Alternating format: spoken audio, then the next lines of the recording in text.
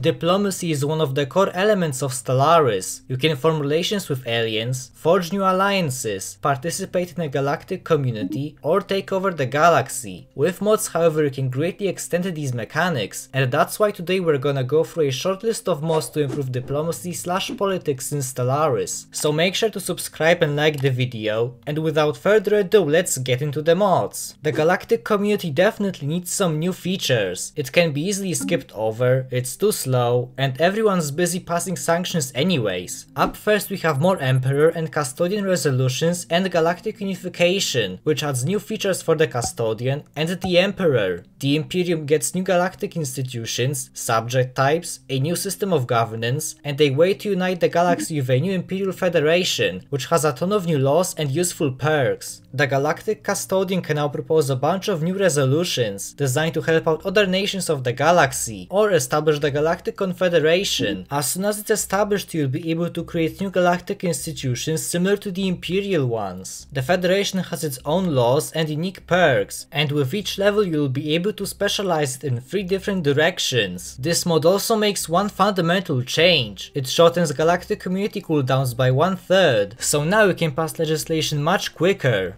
Another mod that I recommend is Expanded Diplomacy and Espionage, which adds a bunch of new resolution categories, new espionage operations, and the ability to proclaim the Galactic Republic, which turns the Custodianship into an elected office. Once the Custodian's term expires, a new Supreme Chancellor aka Custodian has to be elected. To campaign for this title, you have to activate a new edict that is available to any galactic community member besides the Custodian. The Republic has its own resolutions, and one thing you can also do is declare emergency powers during a crisis, and then proclaim the Galactic Imperium, basically reenacting Star Wars. The next mod doesn't necessarily add new content to the galactic community, but it allows you to play as the Galactic Empire. Galactic Imperium Origins adds an origin called Galactic Sovereign that makes you the Emperor. Your capital will turn into a magnificent ecumenopolis, and you will already have several planets, fleets, and technologies already researched. All empires will join the Galactic Imperium, with the exception of countries that cannot cooperate. You can also create a custom empire with this origin, force it to spawn, and grab this civic to play as rebels against the Emperor. This mod also has other origins. For example, you can start as the Galactic Custodian, play as an opposing pair to the Empire, or become a powerful megacorp with a trading monopoly. I also recommend getting these 2 mods. Galactic Imperial Tax, which adds a way to implement taxes on all resources, and seize Imperial Throne, which adds a war goal for all countries outside the Imperium to take the throne. Moving on from the galactic community, let's talk about the Vassals Expanded and Reworked mod, currently maintained by MrFunEGuy. Although the overall DLC overhauled vassal mechanics, this mod expands upon them even further by adding a ton of new vassal types. For example, devolved regions give some influence to their overlord, while junior partners pay a research tax in exchange for exotic gases. Not only do you get new subject types, you also get more options for contracts, and with them you can determine the policies, government type, capital location, and even the name of your subject. If one of these are enabled, you can use a new edict to manage your subjects and make any changes you want. Galactic Politics expands upon federations, and it adds 3 federation types. The Social Commonwealth increases your diplomatic weight from pops for every assigned envoy. It also has some additional bonuses for empires with the Shared Burden civic. The Closed Circle is a secret organization which seeks to manipulate the galaxy to its advantage. As you gain more experience, you will get diplomatic weight and espionage related bonuses. The last federation requires the Interstellar Soviet Constitution to be passed, which can be found in a new resolution category. If the resolution is passed, a new federation will be created, and all empires outside of it will be in breach of galactic law. Each member of the federation pays an income tax, which is redistributed equally to all members. Aside from new federation types, this mod also adds new traditions, which represent different approaches to diplomacy and solving conflicts. The next mod is mostly about internal management. It adds new policies and edicts to make the internal management process of your empire more unique or complicated. With advanced policies, you can change your empire's stance on religion, weapons, education, or you can also undertake measures to prepare your empire for an upcoming threat with the national state policy. There are also other mods that I would recommend. Intervene Help Friendly Nations allows you to help your allies at war with a new edict. Claims Decay Dynamic Diplomacy adds new resolutions that make members revoke their old claims over time. And last but but not least dynamic political events, which adds new events such as diplomatic events, species interactions, colony events, and more. It's a very simple mod, yet it brings so much life into the game, so you should definitely subscribe to it. For additional mod recommendations, go check out this video over here, and if you found this video useful, subscribe to my channel for more mod related content. If you have any ideas regarding this series, leave them down in the comments. I will see you in another video, have a nice day and